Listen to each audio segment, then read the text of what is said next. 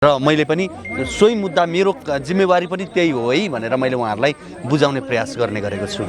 यहाँ निर्वाचित हुनु भइसकेपछि चाहिँ के छ त हजुरको एजेन्डाहरू त्यो पनि बताइदिनु। मैले विशेष गरी यो क्षेत्रका विभिन्न हामीले 2-3 भक्तपुर 2लाई सूर्य विनायक त्यसै गरी मध्यपुर ठिमी दुईटा क्षेत्रलाई तुलनात्मक रूपमा हेऱ्यौँ भनेदेखि सूर्य विनायकमा मध्यपुर ठिममा गर्नुपर्ने काम भनेको पर्यटन, त्यहाँसँग जोडेर हेर्नुपर्ने धार्मिक पर्यटनका कुराहरू छन्, सांस्कृतिक पर्यटनका कुरा छन्, त्यहाँ भाषा संस्कृति पेसा र पेसासँगै जोडिएका पहिचानका कुराहरू त्यहाँ छन्।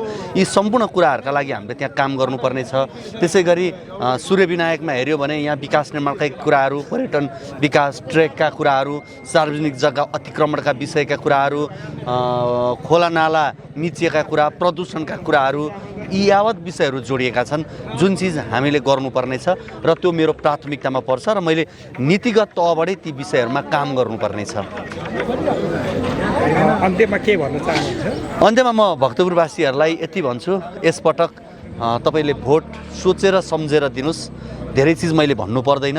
1.5 वर्ष अगाडि निर्वाचन किन आयो भनेर तपाईँले बुझे पुग्छ र तपाईँलाई मत कहाँ हाल्ने भन्ने कुराको कन्फ्युजन छ भने आफ्ना छोराछोरीलाई सोध्नुहोस्। यसपटक मैले मत कहाँ हाल्ने भनेर भन्नुहोस्। उहाँहरूले जे भन्नुहुन्छ त्यही काम गर्नुहोस्, किनभने यो चोटिको मत भनेको तपाईँको पुस्तान्तरण र रूपान्तरणको लागि हो। ठिक छ, छोटो